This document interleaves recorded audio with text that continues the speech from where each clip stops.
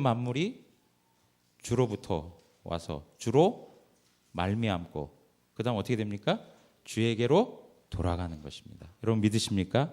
네, 이게 역사의 한 패턴을 우리에게 설명해주고 있는 것이죠.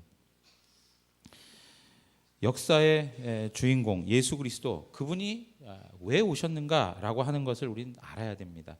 크리스마스 하면은 이 크리스마스가 왜 생긴 건가? 예수님 왜 오셔서 우리로 하여금 이렇게 또 감사하고 기뻐할 수 있도록 하셨는가?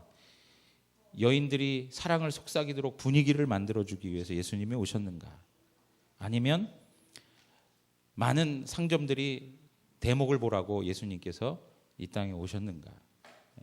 많은 사람들의 관심은 전부 그러한 것들로 연결되어져 있습니다. 이 한때 가족끼리 가까운 사람들끼리 마음을 나누고 사랑하라고 예수님이 오셨는가?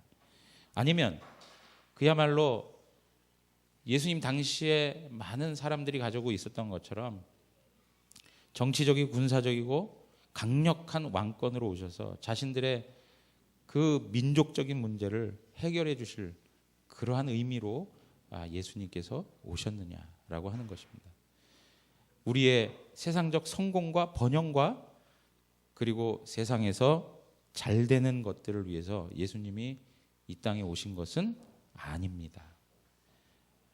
제가 늘 말씀드리지만 우리가 돈 잘 벌고 건강하고 그리고 자녀들도 참 잘 나가고 우리의 관계마저도 정말 어느 누구가 봐도 부러운 관계들을 가지고 있는 그러한 일들을 만들어주기 위해서 예수님이 이 땅에 오신 것은 아닙니다. 오전에도 말씀드린 바처럼 예수님께서 이 땅에 오신 분명한 이유가 다른 데 있다는 것이죠.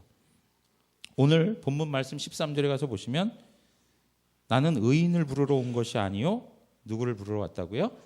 죄인을 부르러 왔다. 그렇게 얘기하고 있습니다. 그러니까 예수님은 첫 번째 죄인을 구원하기 위해서 이 땅에 오셨다는 것입니다. 예수님께서 마태라고 하는 사람의 집에서 음식을 드셨습니다.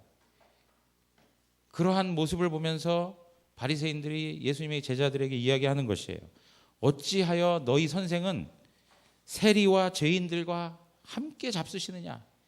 너희 선생은 어떻게 해서 세상에 쓸모없는 사람들하고 세상에 손가락질 당하는 사람들하고 함께 거하느냐라고 이야기하는 것이죠. 그 이야기를 예수님이 듣고 하신 말씀이 오늘 13절 말씀인 거예요. 건강한 사람에게는 의사가 필요 없습니다. 병든 사람에게 의사가 필요합니다. 건강한 사람한테는 의사가 필요 없어요. 건강한 사람한테 의사 필요 없고 병원도 필요 없어요. 병든 사람에게 병원도 필요하고 의사가 필요한 거예요. 이처럼 여기서 병든 자라고 하는 것은 결국에는 다른 병이 아니라 죄라고 하는 것입니다. 죄. 우리에게 있어서 가장 중대한 질병이 있다면 그것은 죄입니다. 우리 인생을 불행하게 하고 우리 인생을 아프게 하고 우리 인생을 피눈물 나게 하는 건 다른 데 있지 않고 우리 마음 가운데 있는 죄인 것입니다. 우리 인류가 가지고 있는 죄라고 하는 것입니다. 그래서 예수님께서는 이 죄인들을 구원하시고자 오셨다. 마태복음 1장 21절에 보면 이런 말씀이 있습니다. 아들을 낳으리니 이름을 뭐라고 하라고요? 예수라 하라. 이는 그가 자기 백성을 그들의 죄에서 구원할 자이심이라. 예수님은 자기 백성들을 죄에서 구원하기 위해서 오셨어요. 오늘 우리가 이렇게 축하하면서 감사하고 하나님을 찬양하는 이 내용에 있어서 왜 우리가 찬양을 해야 되는가라고 할 때 우리 가운데 있는 죄를 예수님께서 대신 짊어지고 십자가의 죽으심으로 우리가 죄 사함을 받았기 때문에 그렇습니다. 죄에서 구원받았다라고 하는 것이죠. 디모데전서 1장 15절에 있는 말씀 한번 읽어볼까요? 디모데전서 1장 15절 다 같이 읽겠습니다. 미쁘다 모든 사람이 받을 만한 이 말이요 그리스도 예수께서 죄인을 구원하시려고 세상에 임하셨다 하였도다. 죄인 중에 내가 괴순이라.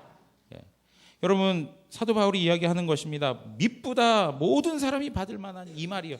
모든 사람이 받을, 왜 모든 사람이라고 얘기했을까요?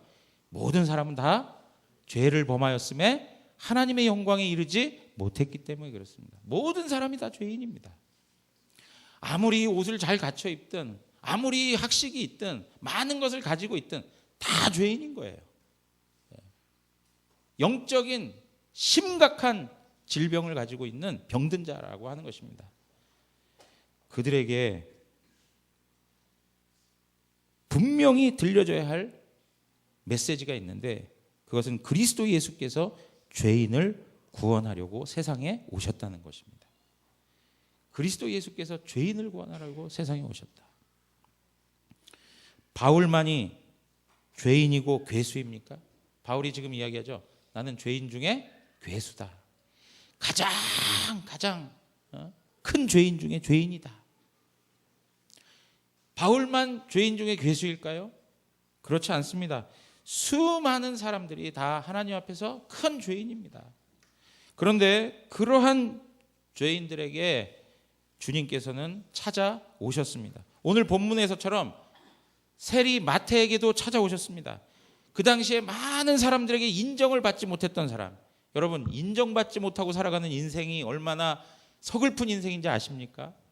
인정받지 못하는 그 인생 앞에 예수님이 찾아오셨습니다. 시몬 베드로를 구원하셨습니다. 시몬 베드로는 어떤 사람입니까? 자기가 열심히 자기의 일을 했지만 아무것도 잡지 못하고 허무한 인생을 살아갔던 사람이었습니다. 그리고 예수님을 따른다고 따랐지만 결국에는 예수 그리스도를 부인했던 사람입니다. 예수님을 모른다고 했던 그 사람마저도 주님께서 찾아가 주셔서 그의 죄를 묻지 아니하고 그의 죄를 용서해 주십니다. 그뿐입니까? 사마리아 여인은 어떻습니까? 삶의 모든 생활이 분명치가 않습니다. 많은 사람들 앞에 설 수 없을 만큼 부끄러운 삶이 그에게 있었을 것이에요. 당당하지 못한 삶의 모습. 구체적으로 그런 삶의 모습이 어떠한 방식으로 설명되어지는지는 모르지만 사람들 앞에 얼굴을 드러낼 수 없는 그런 죄인의 그 아픔을 가지고 살아가는 인생이었죠. 그런 여인에게도 예수님께서는 찾아오셨습니다. 여러분, 더 비참한 여인이 누구였느냐? 가늠하다가 현장에서 잡힌 여인. 뭐 숨어서 자기가 잘못하고 그런 것도 아니에요. 자기가 죄를 저지르는 그 일들이 현장에서 공개적으로 다 드러나 버린 그 여인. 숨을 곳도 없이 이제는 모든 사람들의 비난과 정죄와 돌팔매질을 통해서 죽을 수밖에 없는 그 여인. 그 여인에게도 예수님이 찾아가 주셔서 내가 너의 죄를 용서한다. 다시는 이러한 죄를 짓지 말거라. 그렇게 말씀하셨죠.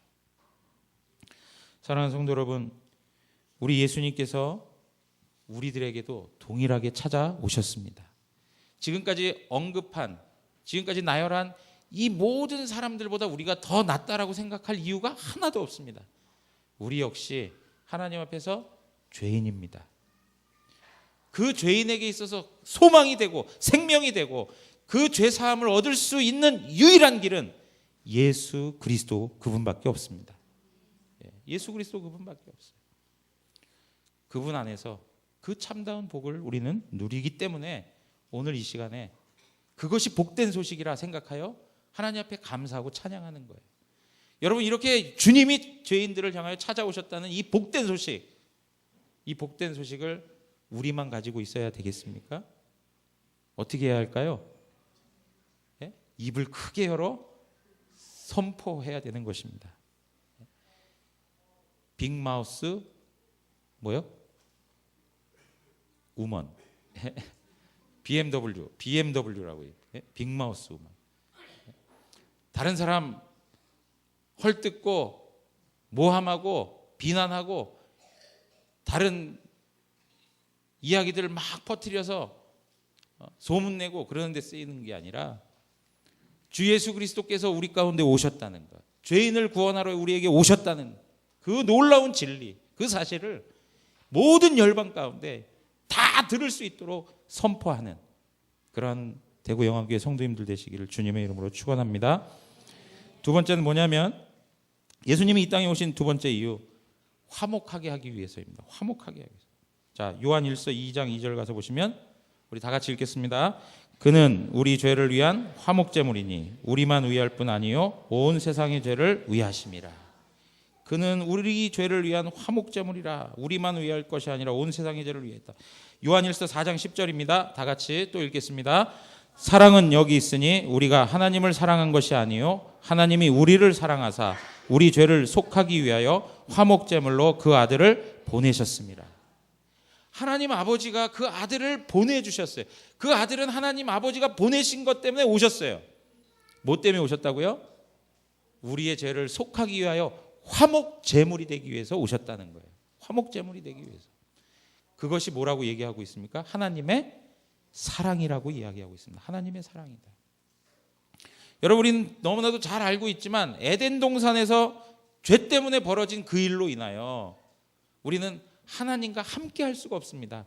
하나님과 만남을 가질 수 없고 하나님 만날 수도 없고 하나님과 교제할 수 없습니다. 하나님을 알 수 없습니다. 하나님을 완전히 모르는 인생으로 타락하고 방탕한 삶을 살아가는 것이 바로 인간의 형편입니다. 그런데 이 단절된 관계를 회복시키기 위해서 오신 분이 누구예요? 예수님이십니다. 화목 제물이 되고자 자기를 완전히 십자가에서 죽이고자 오신 분이 바로 예수님이세요. 우리 찬양으로 고백하는 이런 표현들 있지 않습니까? 주는 평화 막힌 담을 모두 허셨네. 주는 평화 우리의 평화 염려 다 맡기라 주가 돌보시니 주는 평화 우리의 평화. 하나님과 단절된 인생은요 불안과 두려움을 가지고 살아갈 수밖에 없습니다. 그런데 하나님과 예수 그리스도가 화목제물 되셔서 은혜를 입은 사람은 어떻게 해요? 마음에 평안을 가지고 사는 거예요. 하나님과 함께하고 있기 때문에. 그 하나님이 우리와 항상 함께하고 계시기 때문에 그 하나님이 돌보신다고요. 그 하나님이 우리의 세세한 것까지 같이 동행하시고 인도하시고. 그러니까 주님과 함께 걸어가는 이 길이 불안할 게 없고 두려울 게 없는 거예요. 사랑하는 성도 여러분, 예수님께서 우리에게 화평의 은혜를 베푸셨습니다. 하나님과의 더 친밀한 교제를 그리스도 안에서 가져가기를 바랍니다. 뿐만 아니라 형제 자매를 그리스도께서 우리를 하나로 세워주신 것처럼 막힌 담을 허무셔서 하나 되게 해주셨던 것처럼 형제 자매 안에서 그러한 화목의 모습이 일어나는 것이 지극히 정상적이고 건강한 성도의 모습이라는 것이죠. 자, 세 번째인데요. 세 번째 무엇이냐? 자, 마가복음 10장 45절입니다. 다 같이 한번 읽어보겠습니다. 마가복음 10장 45절. 인자가 온 것은 섬김을 받으려 함이 아니라 도리어 섬기려 하고 자기 목숨을 많은 사람의 대속물로 주려 함이니라. 예수님이 이 땅에 오신 이유 뭘까요? 예? 마가복음 10장 45절에 있는 말씀에 의하면 무엇 때문에 오셨습니까? 예, 섬기기 위해서 대속물로 자기 자신을 주시고 그 섬기기 위해서 오셨다 그래요. 섬기기 위해서. 본래 예수 그리스도는 하나님의 아들입니다. 창조주이십니다. 모든 만물 위에 뛰어나신 분이십니다. 모든 세상의 주인이 되십니다. 여러분 그렇게 인정하십니까? 그분이 왕이십니다. 그런데 왕이신 그분이 모든 만물의 권세를 가지신 그분이 이 땅에 오셔서 뭐 하신다고요? 섬기신다는 거예요. 섬기신다. 왕인데 섬기는 왕으로 오셨다라고 얘기하는 것입니다. 모든 통치자의 통치자가 되시고 권세자의 권세자가 되시는데 왕 중에 왕이 되시는데 그분이 오셔서 섬겨주신다는 거예요. 누구를 섬깁니까? 예? 자, 우리 자신을 보세요. 섬김 받을 만한 모습이 있습니까? 없습니까? 예?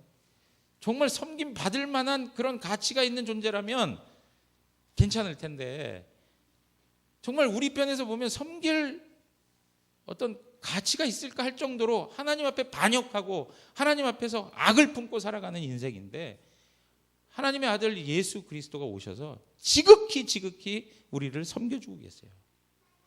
예. 극진한 섬김을 우리가 받고 살아가고 있다는 거예요. 이 섬김이 아니라면 우리가 어떻게 하나님을 두고 아버지라고 부를 수 있으며, 그죠? 예수 그리스도를 나의 주요, 길이요, 진리요, 생명이라고 고백할 수 있겠습니까? 하나님께서 우리를 무엇인지 모르지만 우리를 사랑하신다는 그것 때문에 지극히 섬겨주시는 그 은혜를 베풀어 주셨습니다. 사랑하는 성도 여러분, 다 하나님의 섬김을 받으신 분들이죠. 그 이야기는 하나님이 지극히 어떻게 하시는 거예요? 사랑하는 사람들이라는 거예요. 하나님이 사랑하는 사람들. 이 세상에 나 말고 하나님 사랑하는 사람 또 있을까요? 없을까요? 예? 있어요. 예. 우리 옆에 계신 분들, 앞뒤에 계신 분들 서로 인사하시는데요. 하나님이 당신을 사랑하십니다 라고 한 번 더 이렇게 서로 나누셨으면 좋겠습니다. 하나님이 당신을 사랑하십니다. 예? 예. 여러분, 나 말고 하나님이 다른 형제도 사랑해요. 나만 사랑하는 게 아니고 다른 형제도 사랑해요.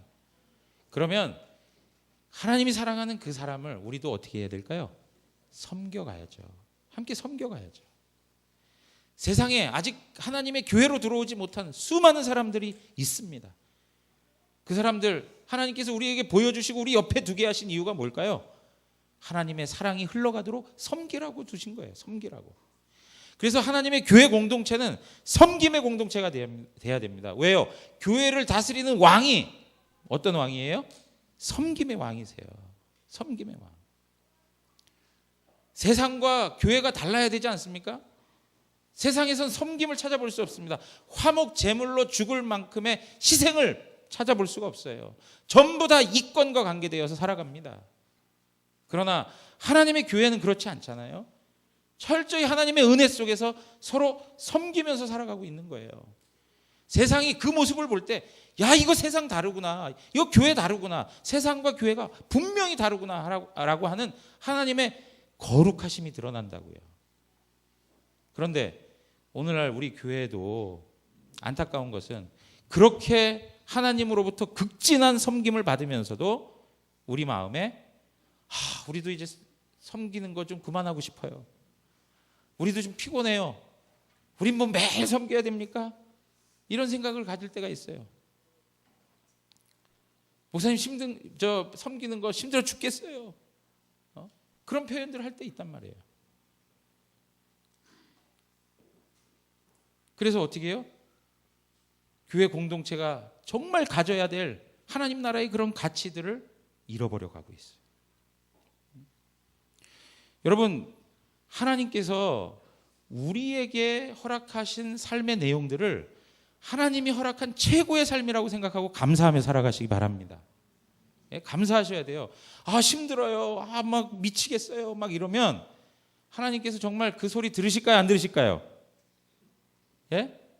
자, 출애굽할 때요, 광야에서 이스라엘 백성들이 우리를 이 광야까지 끌고 와가지고 우리를 왜 이렇게 개고생 시키면서 차라리 죽이지. 그 얘기 하나님 들었어요? 듣지 않았어요? 잘하네. 잘하네.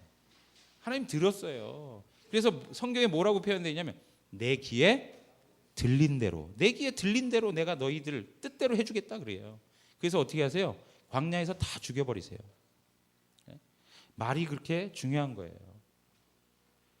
여러분 진짜 하나님이 힘들어 죽을 일 하나 허락해 주시면 어떻게 감당할 거예요? 예? 제가 지금 말씀드리는 건 지금의 현재에 대해서 하나님 앞에 감사하시라 이거예요.